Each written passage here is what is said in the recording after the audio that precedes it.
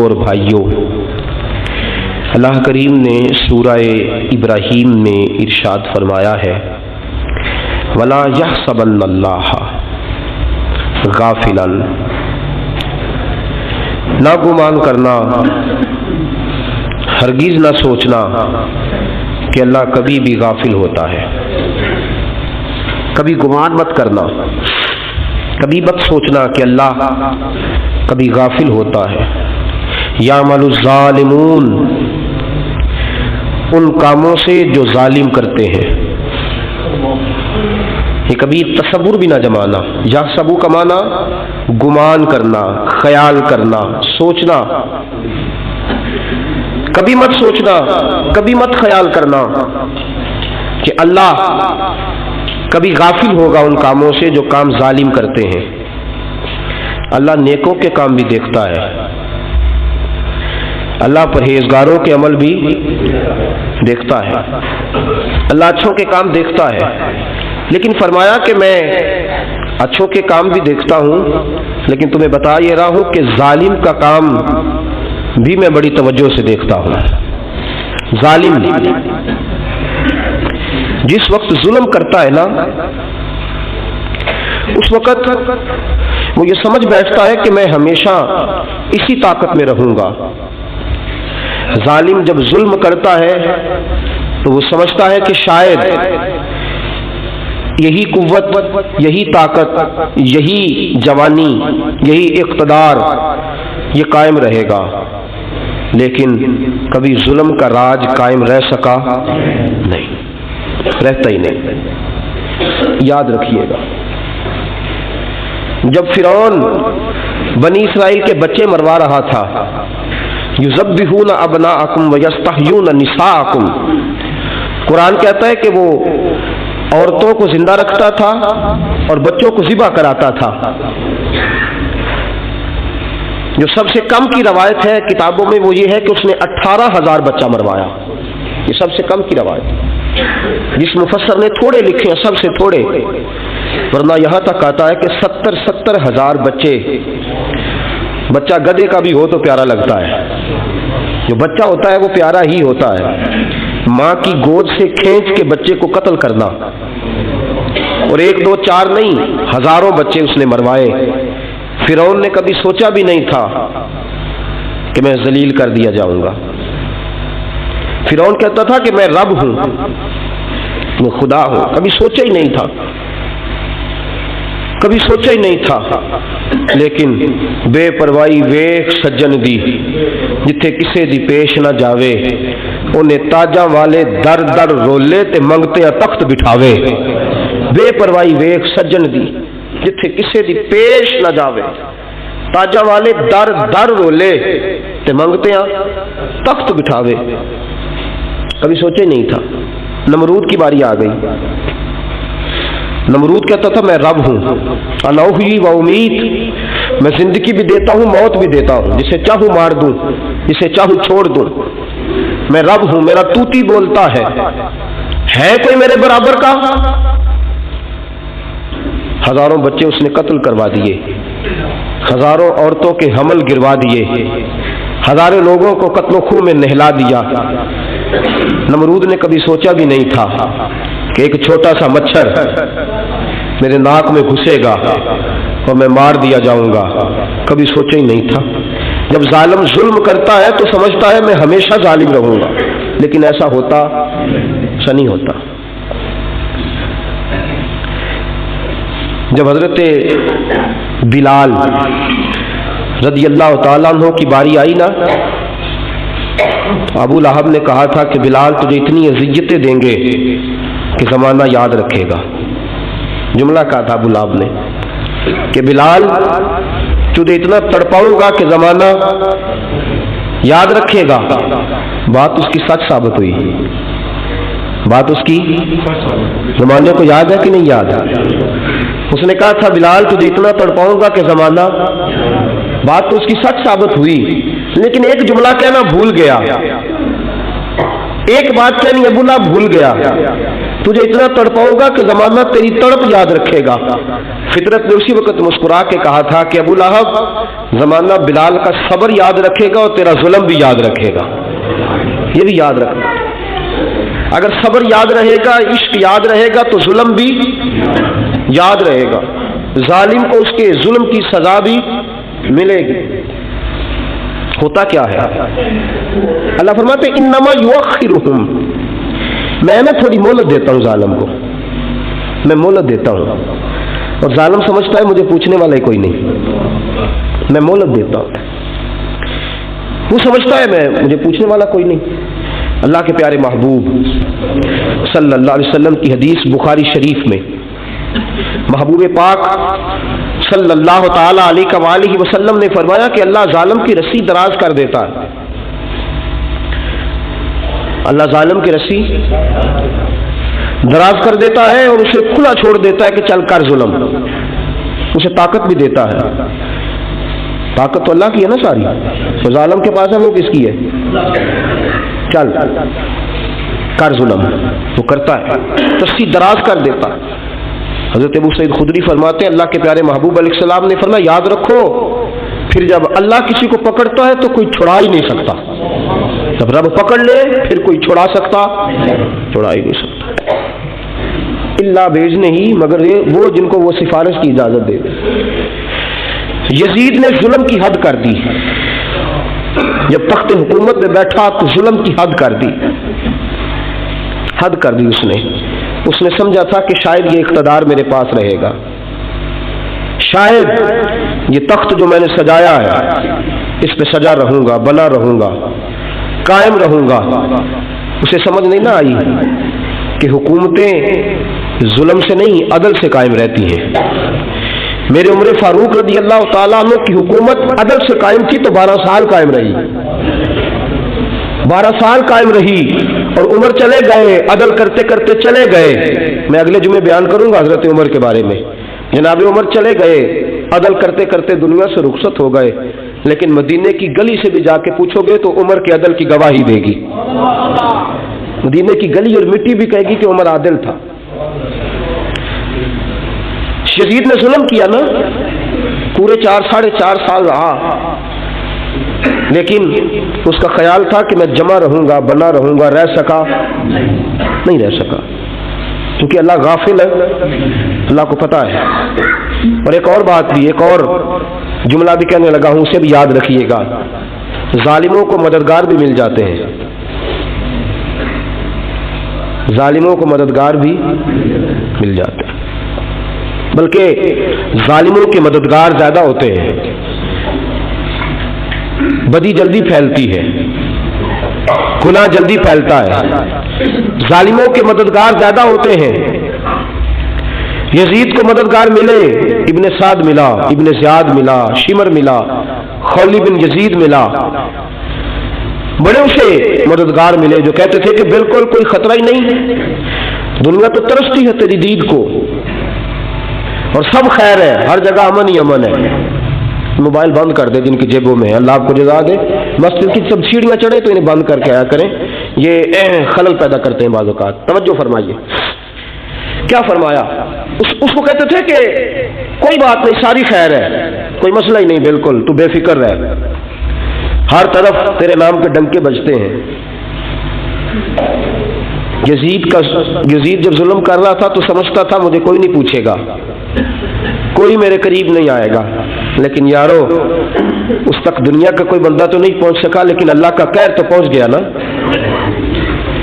اللہ کے انصاف کا ہاتھ تو پہنچ گیا نا، رب تو ہے نا دیکھنے والا، اللہ تو ہے۔ اور ایک بات یاد رکھیے گا، ظالم کو دنیا میں بھی سزا ملتی ہے، ظالم کو بعض دفعہ مسلمانوں کو بھی دنیا میں سزا ملتی ہے، ان کو اللہ دنیا میں سزا دیتا ہے جنہیں پھر اللہ آخرت میں نہیں دینا چاہتا، یہ مسلمان مومنین کی بات ہے، لیکن جو ظالم ہے، فاسق و فاجر ہیں، ان کو دنیا میں بھی سزا ملتی ہے اور آخرت میں بھی سزا ملے گی۔ یزید اور یزید کے حواری، زیادہ وقت نہیں گزرا، انصاف کے لیے بعض اوقات کئی وقت انتظار کرنا پڑتا ہے. آپ کے ملک میں کیس چلتے ہیں تو کئی دفعہ دادا کیس لگاتا ہے تو پوتا سنتا ہے کیا بنا ہے. لیکن اللہ کا انصاف دیر لگاتا, رب کا انصاف کبھی دیر لگاتا. اللہ نہ اجر دینے میں دیر نہ جزا دینے میں دیر کرتا ہے, نہ سزا دینے میں دیر کرتا ہے. محمود غزنوی گزر رہے تھے, ایک بوڑھے بابے کو دیکھا, ہاتھ اس کے کانپ رہے ہیں بابے کے, اور اس نے کئی پکڑی ہے, کدال پکڑا ہے اور وہ زمین کھود رہا ہے, ایک درخت لگا رہا ہے, بوٹا لگا رہا ہے. محمود غزنوی گھوڑے پہ گزر رہے تھے, نیچے اتر آئے, کہنے لگے بابا تو اس عمر میں کیوں یہ لالچ کر رہا ہے؟ تجھے پتا تو ہے نا کہ تو اس کی چھاؤں میں بیٹھ نہیں سکے گا, اپنی عمر دیکھ, تجھے کیا ضرورت ہے؟ بابا کہنے لگا مجھے بالکل پکا پتا ہے کہ میں چھاؤں میں نہیں بیٹھ سکوں گا, لیکن دل میں خیال ہے لگا جاؤں, میں نہ بیٹھوں گا میرے پوتے تو بیٹھیں گے نا, میں نہیں بیٹھوں گا میرے پوتے تو. نے کہا تو اس کا پھل بھی نہیں کھا سکے گا. کہنے لگا میں نہیں کھاؤں گا, میری اولاد تو کھائے گی, میری آنے والی نسل تو. محمود غزنوی کو بات بڑی اچھی لگی, کہنے لگا یار کتنی اچھی سوچ ہے کہ میری نسل تو پھل کھائے گی.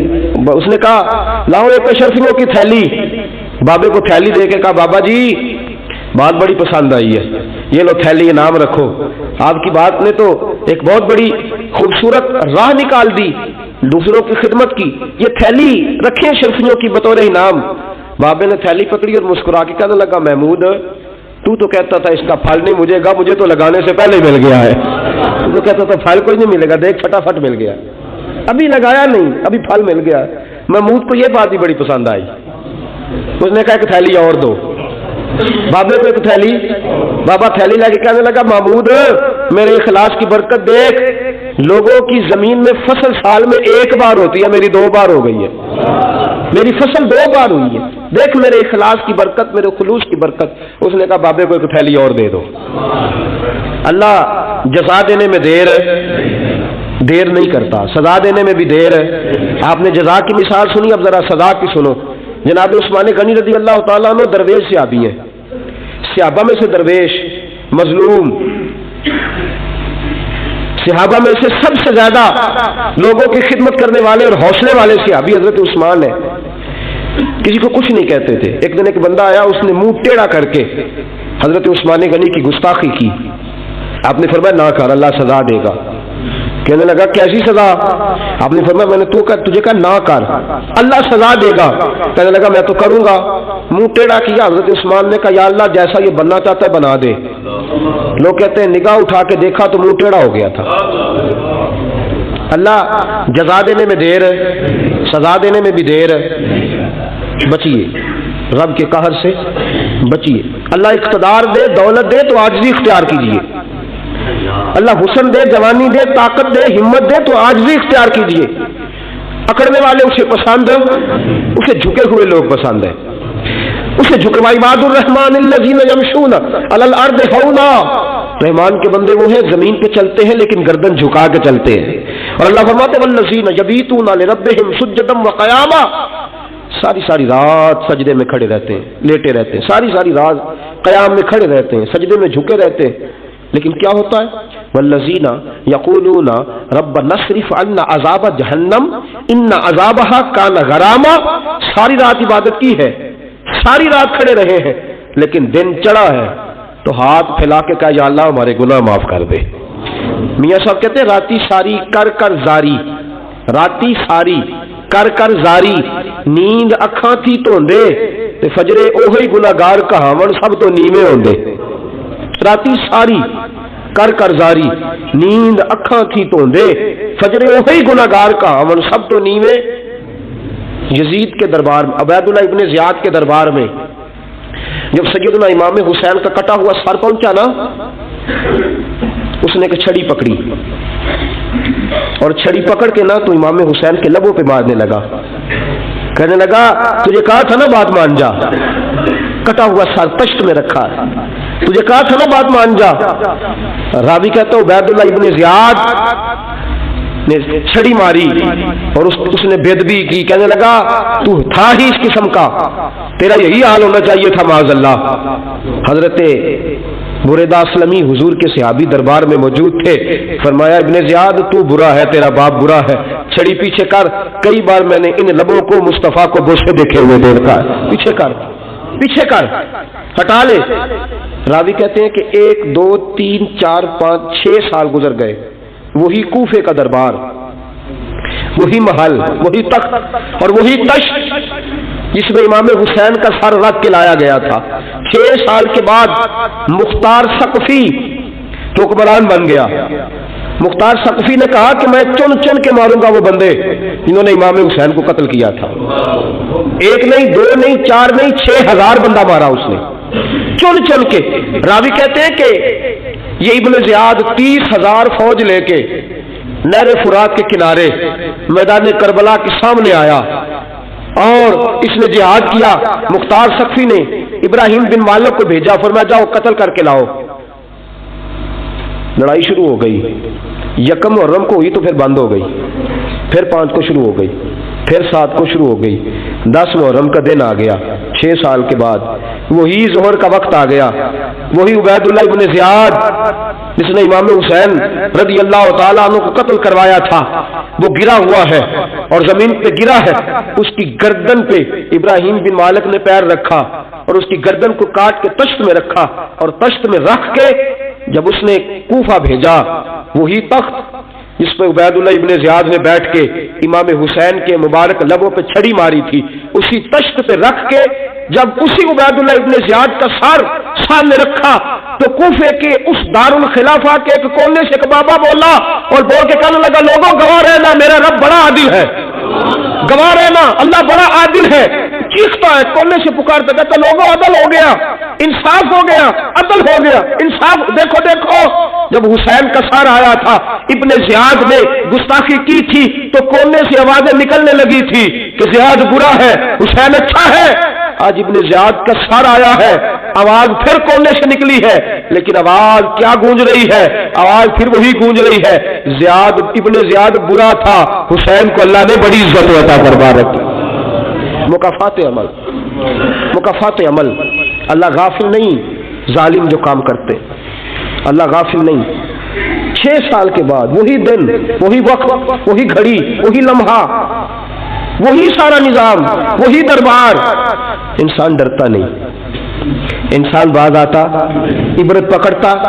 इब्ने ज़ियाद उस वक्त कहता था कि मैं जाऊं हुसैन के पास, ये मैं जो होती है ये मरवा देती है।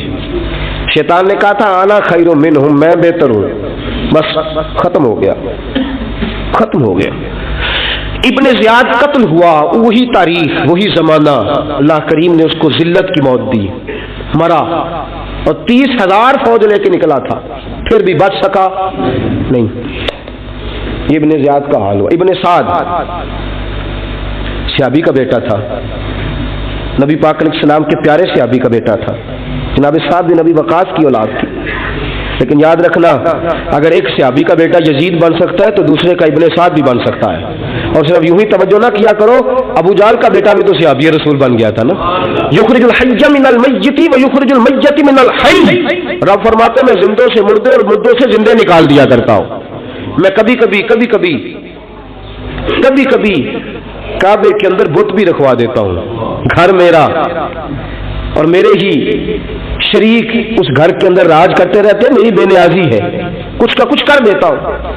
इब्ने साद मुख्तार हुक्मरान बना तो मुख्तार सकफी ने इब्ने साद के बेटे हफ्स को बुलाया। और मजे की बात यह है कि मुख्तार जो बाद में हुक्मरान बना ना, बड़ी यारी थी इसकी इब्ने साद के साथ। जितने कातिलाने इमाम हुसैन थे वो कूफा छोड़ के भाग गए, दौड़ गए। और एक बात याद रखना, जालिम बुज़दिल होता है, जालिम बुज़दिल होता है, उसके अंदर कोई इत्मीनान नहीं होता, तो डर लगता। भाग गए सारे कूफा छोड़ के। लेकिन इब्ने साद ने कहा मुख्तार मेरा यार है, मुझे कुछ नहीं कहेगा। उसके घर वालों ने समझाया कि तू दौड़ जा, तेरा तो जुल्म भी बहुत ज्यादा है, दौड़ जा तू। उसने कहा नहीं मेरा यार है, मुझे कुछ नहीं कहेगा। उसने कहा तू नबी पाक के नवासों का नहीं बना तो तेरा यार तेरा बनेगा। تو رسول پاک علیہ السلام کے خاندان کا نہیں بنا، ان کا تو نے احترام نہیں کیا، یاری کا؟ اس نے کہا نہیں مجھے کچھ نہیں کہنے والا، تم چھوڑو اس بات کو۔ حفص کو پیغام بھیجا، بیٹا آیا۔ مختار نے کہا تیرا باپ کدھر ہے؟ اس نے کہا جی ابا جی اب باہر نہیں نکلتے، بس گھر کے کونے میں بیٹھ کے اللہ اللہ کرتے ہیں۔ اس نے کہا اچھا کیا کرتے ہیں؟ کہا جی گوشہ نشین ہو گئے۔ اس نے کہا اب تیرا باپ گوشہ نشین ہوا ہے؟ اب گوشہ نشین ہوا ہے؟ بھیڑیے سے لومڑی نے کہا کہ جاؤ شکار کر لو، تو بھیڑیا کہنے لگا بوڑھا ہو گیا تھا نا، بھیڑیا کہنے لگا نہیں میں نیک ہو گیا ہوں، میں نے شکار کرنا چھوڑ دیا ہے، میں کسی جانور کو تنگ نہیں کرتا۔ تو لومڑی کہنے لگی نہیں بادشاہ سچی بات کر، اب تجھ سے دوڑا ہی نہیں جاتا، اب شکار پکڑا جاتا، اب تجھ سے دوڑا نہیں جاتا، پکڑا، اب تیرے اندر آج بھی طاقت آئے تو کم کرے نہ، تو اب بھی چھوڑنے والا، اب تجھ سے دوڑا نہیں جاتا۔ ملا رومی فرماتے ہیں بوڑھا ہو کے تو بھیڑیا بھی نیک ہو جاتا ہے۔ کہاں کہ جاؤ؟ تمہیں بلا رہا ہے۔ کہا نہیں جی میرے ابا جی نا آپ اندر رہ کے اللہ اللہ کرتے۔ اس نے کہا اسے اللہ اللہ یاد آئی ہے، اب اللہ اللہ یاد آئی ہے، کچھ گناہ ایسے ہیں جو رب معاف نہیں کرے گا۔ فرمایا وہ جتنی مرضی نمازیں پڑھے، جتنے مرضی روزے رکھے، جتنی مرضی نفل پڑھے، سارا کچھ کر لے، لیکن اللہ کبھی حسین کے گستاخ کو معاف نہیں کرے گا، کبھی نہیں معاف کرے گا۔ اس لیے کہ جو حسین کا بے ادب ہے وہ دراصل رسول پاک کا بے ادب ہے، اللہ اسے معاف کرے گا۔ اس ظالم نے اس نے ظلم کیا، ابھی 6 سال ہی تو گزرے تھے، 6 سال ہوئے صرف۔ ابن سعد بھیجا بیٹے کو، کہا جا اب اپنے باپ کو جا کے کیا تجھے مختار بلاتا ہے، بات سنے آ کے۔ ڈر گیا، میں نے کہا ظالم بزدل ہوتا ہے، کہنے لگا اس سے جا کے کہو میں نہیں آ سکتا، بیمار ہوں۔ اس نے کہا چلو وہ نہیں آ سکتا تو ہم تو جا سکتے ہیں نا، ہم تو جائیں گے نا۔ ابن سعد نے بھیجے 10-12 بندے، فرمایا جاؤ زندہ نہ لے کے آنا، میرے پاس زندہ نہ لے کے آنا۔ گئے، بیٹے کو حفص کو گرفتار کر کے کھڑا کر دیا، اور جناب یہ جو ابن سعد تھا اس کو بھیجا، کہا جب تم اس تک پہنچو نا تو جا کے گردن مارنا اس کی، اور مجھے اس کی وجود نہیں دیکھنا، صرف کٹا ہوا سر دیکھنا ہے۔ گئے، جا کے اس کو پکارا، کہا مختار نے بھیجا ہے مارنے کے لیے۔ کہنے لگے مختار مجھے نہیں مار سکتا، میرا یار ہے۔ ابن سعد کہتا مختار مجھے مار سکتا، میرا یار ہے۔ ان فوجیوں میں سے ایک فوجی کہنے لگا اگر تو محمد کے نواسے کو مار سکتا تو تجھے بھی تیرا یار مار سکتا ہے صلی اللہ علیہ، اگر تو رسول پاک صلی اللہ تعالی علیہ وسلم کے نواسے کو قتل کر سکتا ہے، تو نے نبی کا حیا نہیں کیا، وہ یاری کا حیا کیوں کرے؟ تو نے ظلم کیا ہے، اب دیکھ تیرا حال کیا ہوتا ہے۔ گرفتار کر لیا، منتیں کرتا رہا۔ تاریخ ابن سعد کو بتا رہی تھی کہ ابن سعد تو ہاتھ باندھتا ہے، پاؤں پکڑتا ہے، ذرا یاد کر میدان کربلا، میدان کربلا تجھے اپنی باری آئی ہے تو تو ہاتھ باندھتا ہے، میدان کربلا یاد کر۔ حسین نے بھائی کی بھی لاش اٹھائی تھی، حسین نے جوان بیٹے کی میت بھی اٹھائی تھی، 6 مہینے کا علی اصغر بھی اس کی گود میں دم توڑ گیا تھا، اس کی بیٹیاں پیچھے تھی، بہن پیچھے تھی، بھانجیاں پیچھے تھی، بھتیجیاں پیچھے تھی، لیکن حسین نے ایک بار بھی ہاتھ نہیں باندھے۔ یہ کون ہے اٹا ہوا، غبار سے پھٹا ہوا، ہزاروں کوفیوں کے درمیان وہ اکیلا ہی ڈٹا ہوا، یہ بال یقین حسین ہے، نبی کا نور عین ہے۔ فرمایا یہ وہ میدان کربلا بھی یاد کرنا، تو ظالم تھا نا، معافیاں مانگ رہا ہے۔ حسین رسول پاک کے نواسے تھے، ایک بار بھی معافی طلب، دیکھ منظر یاد کر۔ ابن سعد کا ایک ہی بار میں سر قلم کیا، ایک ہی بار میں۔ امام حسین پہ تو پہلے 82 زخم لگے تھے تلوار کے، 82 زخم تلوار کے، نیزوں کے، اور کئی نیزوں کی انیاں امام حسین کے وجود میں ٹوٹ گئی تھی۔ امام حسین رضی اللہ تعالیٰ عنہ پہلے ڈٹے رہے، جمے رہے، بڑی دیر کے بعد گر، پہلے ہی بار میں گر گیا۔ ابن سعد کا کٹا ہوا سر پہنچا تو بیٹا کھڑا تھا۔ مختار سقفی نے کہا کہ تیرا باپ میں نے مار دیا ہے، کہنے لگا کوئی مزہ نہیں رہا زندگی میں۔ اس نے کہا چلو ٹھیک ہے تمہیں بھی مار دیتے ہیں، پھر مزہ نہیں رہا تو مار دیتے ہیں۔ کاٹ دیا سر اس کا بھی، دونوں سر کاٹے، پشت میں رکھے، اور مدینہ منورہ حضرت محمد بن حنفیہ رضی اللہ تعالیٰ عنہ جو امام حسین کے چھوٹے بھائی تھے، جناب علی کی دوسری زوجہ کے بیٹے تھے، جناب علی کے صاحبزادے ان کے پاس بھیجے، اور بھیج کے کہا کہ لو ابن سعد کا سر حسین کا بدلہ ہے اور اس کے بیٹے کا سر علی اکبر کا بدلہ ہے۔ جب محمد بن حنفیہ کے پاس پہنچے تو آپ نے فرمایا یہ کمینوں کے سر میرے بھائی کے سر کا بدلہ ہو ہی نہیں سکتے، یہ کہاں حسین کا بدلہ ہو سکتے ہیں؟ وہ حسین ابن علی، وہ حسین ابن علی کی شان رفت کوئی کیا جانے، حسن جانے، علی جانے، نبی جانے، خدا جانے۔ وہ حسین ابن علی کہ باپ جنہ دا ہر میدان اندر لڑدا رہا سی کل ایمان بن کے، ماں جنہ دی سجدۃ النساء ہوئے تے نانا عرش تے جاوے مہمان بن کے۔ فرمایا یہ حسین کا بدلہ ہو سکتے ہیں؟ وہ خولی بن یزید جس نے امام حسین کا سر کاٹا تھا، پتہ چلا نا، دیکھیں نا امام حسین کو کتنے موقع ملے تھے کربلا سے جانے کے، پہلے موقع پر ہی اور بن یزید نے کہا کہ امام آپ جانا چاہے تو میں رستے کھول دیتا ہوں، آپ تشریف لے جائیں۔ امام حسین نے فرمایا میں علی کا بیٹا ہوں، دوڑوں گا نہیں، میں نہیں جانے والا۔ خولی بن یزید دوڑ گیا، کوفہ چھوڑ کے دوڑ گیا اور کسی دور دراز علاقے میں جا کے ڈیرا لگا لیا۔ پھر وہاں سے واپس آیا ایک دن، کسی نے کہا امن ہو گیا، آ گیا دوبارہ کوفے۔ مختار کو پتا چلا کہ آ گیا ہے، پھنس گیا ہے، گھر پہنچ گیا ہے۔ اس کی بیوی جو تھی نا خولی بن یزید کی، بڑی محبت کرتی تھی نبی پاک کے خاندان کے ساتھ، حضور کے خاندان کے ساتھ بڑی محبت کرتی تھی۔ اور محبت والوں کا انداز پتہ کیا ہے؟ رنگے چمن پسند، نہ پھولوں کی بو پسند، ہم کو ہے وہ پسند جسے آئے تو پسند۔ یہ انداز ہے، انداز محبت یہ ہے کہ نبی پاک کا غلام نہ ہو، سگا چچا بھی ہو تو مانتے نہیں، غلام نہ بنے، سگا چچا بھی ہو تو مانتے نہیں، اور نبی پاک علیہ السلام کا غلام ہو، چاہے حبش کرانے والا بلال ہی کیوں نہ ہو، سردار مانتے ہیں۔ یہ انداز محبت ہے۔ وہ بیوی بڑی محبت کرنے والی تھی، اس نے پیغام بھیجا، اس نے کہا آ گیا ہے گھر، بندے بھیجے، کہا جاؤ خولی کو پکڑ کے لاؤ۔ مختار نے کہا جلدی لاؤ، حکمران نے حکم دیا، لاؤ پکڑ کے۔ گئے، گھر کے اندر گئے تو چھپ گیا، چھپا کہاں؟ ٹوکرے کے نیچے۔ میں نے کہا ظالم بزدل ہوتے، ایک ٹوکرے کے نیچے چھپ گیا۔ بیوی سے کہنے لگا، ان سے کہنا میں گھر کوئی نہیں، ان سے کہو میں گھر نہیں۔ بیوی کہنے لگی چلو ٹھیک ہے۔ دروازے پہ گئی، وہ کہنے لگے ہم خولی بن یزید کو گرفتار کرنے آئے ہیں۔ منہ سے پکار کے کہنے لگی گھر کوئی نہیں، منہ سے، اور ہاتھ کے اشارے سے کہنے لگی وہ ٹوکرے کے نیچے چھپا ہوا ہے۔ منہ سے کہنے لگی کوئی نہیں گھر، تاکہ سن لے اندر، سن لے۔ منہ سے کہنے لگی کوئی نہیں، ہاتھ کے اشارے سے کہنے لگی چھپا ہوا ہے ٹوکرے کے نیچے۔ گئے، جا کے ٹوکرا ہٹایا، اپنے پاس بہت ساری دولتیں اور جائیدادیں وہ ساری دے دی۔ کہنے لگا یہ میرے پاس کتنا پیسہ ہے، یہ بہت سے کاغذات ہیں، یہ کتنے زیورات ہیں، لے لو، مجھے چھوڑ دو۔ انہوں نے کہا وہ حکومت کدھر ہے جس کے لیے تم نے حسین کا سر کاٹا تھا؟ کدھر ہے وہ تمہارے تخت، اور کدھر گئی وہ تمہاری سلطنت ہے، اور کدھر گئی وہ تمہاری دولت اور اقتدار، اور کدھر ہے وہ تمہارا اسلحہ جس کی بنیاد پر تم نے رسول پاک کا خون میدان کربلا میں بہایا تھا، وہ ہمارے سامنے لے کے آ۔ کہنے لگا کہ تھوڑے سے نماز جو میں نے اکٹھے کیے تھے، یہ دنیا کی گندی دولت، اس کے لیے میں نے میدان کربلا میں امام حسین کا مبارک سر مبارک تن سے جدا کیا تھا، لے لو، مجھے چھوڑ دو۔ انہوں نے کہا نہ دنیا میں لے تجھے چھوڑیں گے اور نہ اللہ ہی تجھے قیامت کے دن چھوڑے گا۔ گرفتار کر کے لائے، گرفتار کر کے لائے۔ مختار نے کوفے کے بازاروں کے اندر اعلان کیا کہ آؤ باہر نکلو تمہیں بتاؤں۔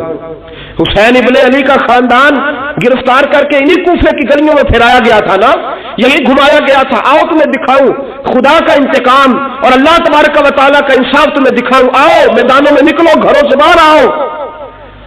مختار ثقفی اگرچہ بندہ آباد میں یہ بھی ٹھیک نہ نکلا، لیکن بعض اوقات میرے نبی پاک علیہ السلام نے فرمایا اللہ اپنے دین کا کام اپنے نافرمان سے بھی لے لیا کرتا ہے، اس نے کام لینا ہو فاسق سے بھی لے لیتا ہے۔ اللہ نے لے لیا کام، نکلو میدانوں میں، نکلے باہر، چوک بھر گئے، گلیاں بھر گئی، کوفے کے محلات بھر گئے۔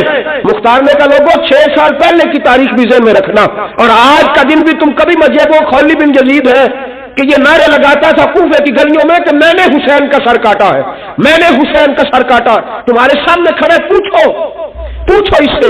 اس سے پوچھا بھی تو نے حسین کا سر کاٹا؟ کہنے لگا جی میں نے تو بالکل نہیں کاٹا تھا، میں تو انعام کے لیے نعرے لگاتا تھا، میں نے تو نہیں کاٹا۔ اس نے کہا چلو ابھی کرتے ہیں تیرا بندوبست۔ زخم لگائے تلوار کے ساتھ اس کے وجود پر زخم لگائے، اور جب نڈھال ہو گیا، خون بہہ گیا، زمین پہ گر گیا، تو مختار نے کہا اس کے وجود کو آگ لگا دو، زندہ کو جلا دو۔ جب وہ جل رہا تھا راکھ اڑ رہی تھی، لوگ کہہ رہے تھے کہ دیکھو یاد رکھنا اللہ نے رسی ڈھیلی کر دی تھی اب رب نے رسی کھینچی ہے تو دیکھو خدا سے بڑا کسی کا انصاف نہیں ہے۔ کس انداز میں امام حسین کے قاتل کو شمر ذیل جوشن، میں نے کہا تھا 10 محرم کے دن جب مختار کے لوگ اس کے پیچھے بھاگے تو مدینہ منورہ تک گیا، حضرت امام زین العابدین سے بھی ملا، انہوں نے پانی بھی پلایا، کہنے لگا امام صاحب لگتا ہے آپ نے مجھے پہچانا نہیں۔ فرمایا میرا سارا گھر اجاڑ دیا، میں تجھے بھول سکتا ہوں؟ کہا پھر پانی کیوں پلایا ہے؟ فرمایا بند کرنا تمہارا کام ہے اور دشمنوں کو پلا دینا یہ ہمارے خاندان کا رواج ہے۔ فرمایا میرا سارا گھر اجاڑ دیا، تجھے کبھی بھول سکتا ہوں؟ بھول ہی نہیں سکتا، لیکن چونکہ ہمارے گھر کا کوئی مزاج ہی تھوڑا منفرد ہے، ہمارا کوئی انداز ہی تھوڑا مختلف ہے۔ شمر دوڑتا امام زین العابدین سے کہنے لگا پناہ، مجھے پناہ ملے گی؟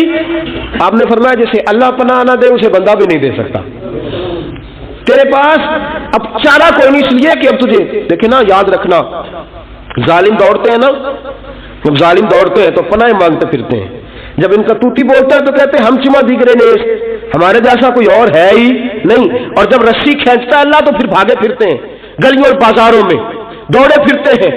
اس لیے کہتے ہیں کہ ڈر کے رہنا چاہیے، ڈر کے۔ آج بھی ان کے ساری شمر کو کہا کہ تو اب تجھے کوئی پناہ دے نہیں سکتا، اس لیے کہ تو اللہ کی پکڑ میں آنے والا ہے۔ شمر دوڑتا دوڑتا ایک گاؤں میں جا کر چھپ گیا، وہاں کے لوگوں کو مارا پیٹا، کہا قبر کسی نے بتایا تو گردن اڑا دوں گا۔ رات کا سناٹا چھایا تو مختار سقفی کا گروہ پہنچ گیا، شمر کو گرفتار کر کے لایا۔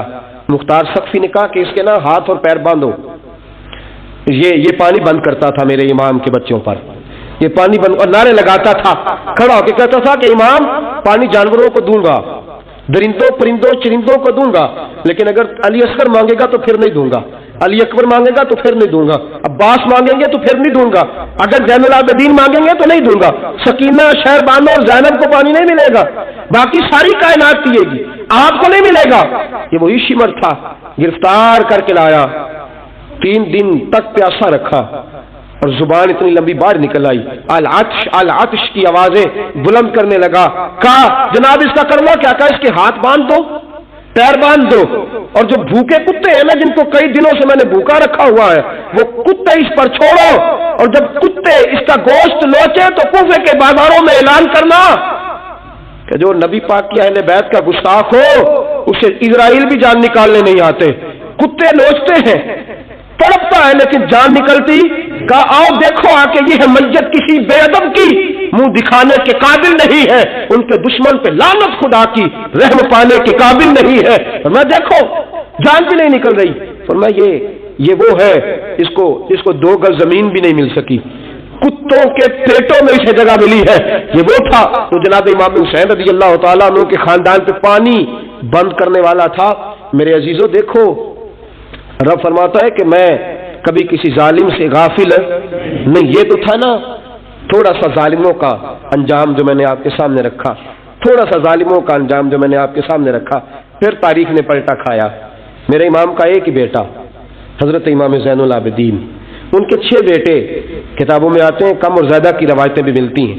امام زین العابدین ایک لخت جگر اور ایک خاندان کی سپہ سالار بی بی، کون بھلا؟ حضرت سیدہ زینب رضی، یہ جناب زینب جب پیدا ہوئی تھی نا تو حضرت علی رضی اللہ تعالیٰ عنہ فرماتے ہیں کہ حضور سفر پہ گئے ہوئے تھے تو مجھے سیدہ فاطمہ نے کہا کہ بچی کا نام رکھو، تو میں نے کہا کہ میں نے پہلے رکھے ہیں، کہا حضور تو سفر پہ ہے، فرمایا آئیں گے تو نام رکھیں گے، جناب زینب رضی اللہ تعالیٰ۔ اور حضرت امام زین العابدین کی مختلف روایتوں میں مختلف عمر آئی، یہ 2 خاندان کے بڑے بچے تھے، خاندان کے یہ 2 بڑے بچے تھے۔ میرے دوستو یہ جو ایک اہم مسئلہ آپ کے گوش گزار کروں، پہلے یہ ہوتا تھا پہلے کہ خلافت روحانی بھی اور سیاسی بھی ایک ہوتی تھی، امام حسن تک ایک رہی، روحانی خلافت بھی اور سیاسی خلافت بھی ایک رہی۔ مسئلہ تھوڑا باریک ہے، تھوڑا سا آپ کو میرے بات غور سے سننی پڑے گی۔ پہلے خلافت ایک ہوتی تھی، روحانی بھی اور سیاسی بھی۔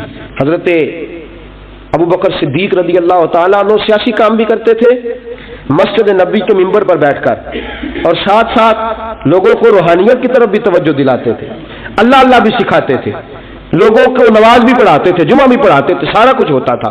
جناب امام حسن تک یہ کام رہا۔ حضرت عمر فاروق، حضرت عثمان غنی، جناب علی مرتضی اور امام حسن تک یہ سلسلہ رہا. پھر خلافت دو حصوں میں بٹ گئی. ایک ہو گیا سیاسی خلیفہ جو حکومت چلائے، اور ایک ہو گیا روحانی خلیفہ جو لوگوں کو اللہ اللہ بتائے. وہ جو خلافت تھی نا روحانی، وہ آج تک آ رہی ہے. صوفیاء کے ذریعے، علماء کے ذریعے، نیک اور پارسال لوگوں کے ذریعے وہ اللہ اللہ بتاتے ہیں، وہ اللہ اللہ بتاتے ہیں، پھر اپنا خلیفہ بناتے ہیں، پھر وہ اللہ اللہ بتاتا. یہ وہ ہے خلاف. حضرت امام زین العابدین رضی اللہ تعالیٰ عنہ کو بادشاہ وقت نے بلایا نا اپنے پاس، تو امام زین العابدین نے فرمایا میں نہیں جاؤں گا، میں جاؤں گا. عبد المالک بن مروان نے بلایا اور امام زین العابدین کو کہا کہ آپ کو ضرور آنا پڑے گا. آپ نے فرمایا اس کی وجہ؟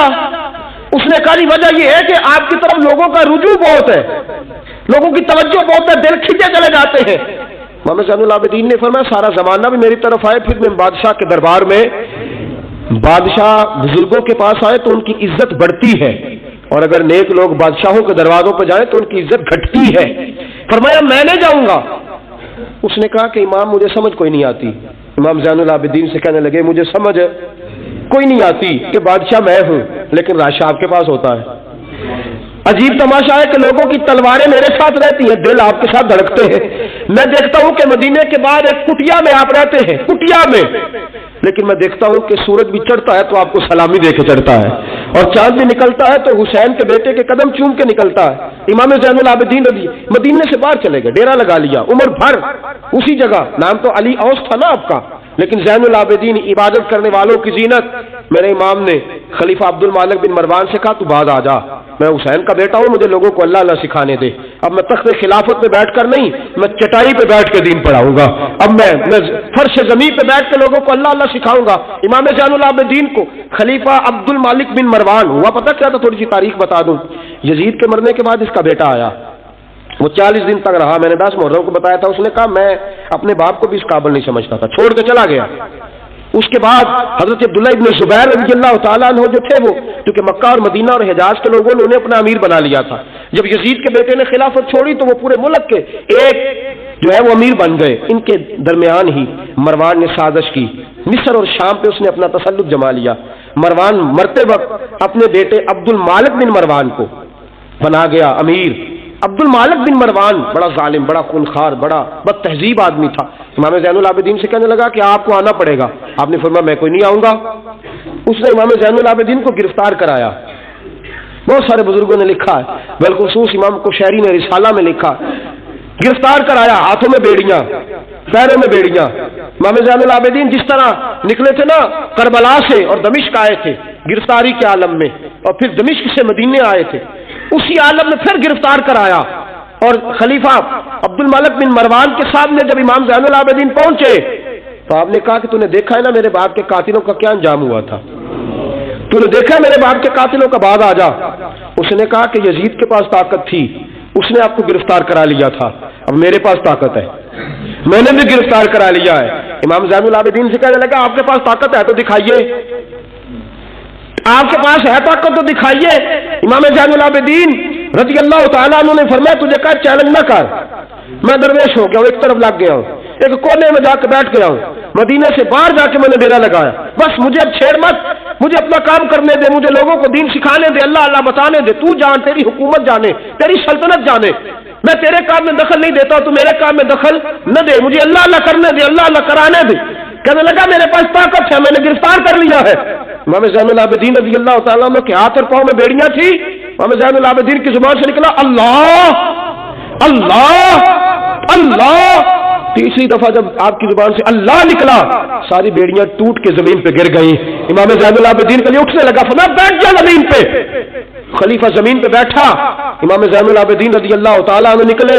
مجھے نہ کہنا روایت ضعیف ہے، روایتیں ضعیف ہوتی ہیں، عقیدے مضبوط ہونے چاہیے. حضرت امام زین العابدین پلٹے اور پلٹ کے کہنے لگے طاقت پہلے بھی ہمارے پاس تھی، طاقت آج بھی ہمارے پاس ہے. جب رب کہتا ہے ہم استعمال نہیں کرتے، اور جب کہہ دیتا ہے تو ہم استعمال کرنا شروع کر دیتے.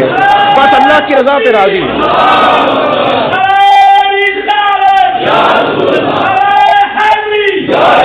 جب اللہ کہتا ہے تو استعمال کرتے ہیں. امام زین العابدین خلیفۃ المسلمین امیر المومنین امام حسن کے بھتیجے جناب علی کے پاس 3 سال رہے تھے. وہ تو کٹ گئے سارے، لیکن میرے امام زین العابدین اگرچہ حکومت نہیں لی لیکن دلوں پہ حکومت کرتے رہے، دلوں پہ. یہی خلیفہ عبد الملک بن مروان. دیکھو کہتے ہیں جادو وہ جو سر چڑھ کے بولے، اور حقیقت چھپ نہیں سکتی بناوٹ کے اصولوں سے، اور خوشبو آ نہیں سکتی کبھی کاغذ کے پھولوں سے. پتہ ہوتا ہے ہمیں سچ کیا ہے جھوٹ کیا ہے. طواف کعبہ ہو رہا ہے، طواف کعبہ، ایک عورت بہت بڑی، اس نے کعبے میں بھی آ کے ظلم کرنے شروع کر دیے، لوگوں کو تنگ کرنا شروع کر دیا. ایک بات یاد رکھنا، میں گیا ہوں عمرے پہ، مجھے اللہ نے توفیق دی ہے، لوگ وہاں جا کے بھی باز نہیں آتے، دھکے مارتے ہیں، بڑا کچھ کرتے ہیں. وہ اللہ کا گھر ہے، اگر فضل زیادہ ہے تو وہاں غضب بھی بڑی جلدی ہو جاتا ہے. وہ بی بی باز نہیں ہو، کہتی تھی میں بہت بڑے امیر کی بیوی ہوں، خبردار. تو قریب آیا تو حجر اسود کے قریب گئی تو حجر اسود نے پکڑ لیا، دبوچ لیا، پکڑ لیا، چھوڑتا ہی کوئی نہیں. چمٹ گئی ساتھ، بلا لوگوں کو، بڑا کچھ کیا، لیکن حجر اسود چھوڑتا. اللہ آپ کو حج کی توفیق دے، آمین تو کہہ دے.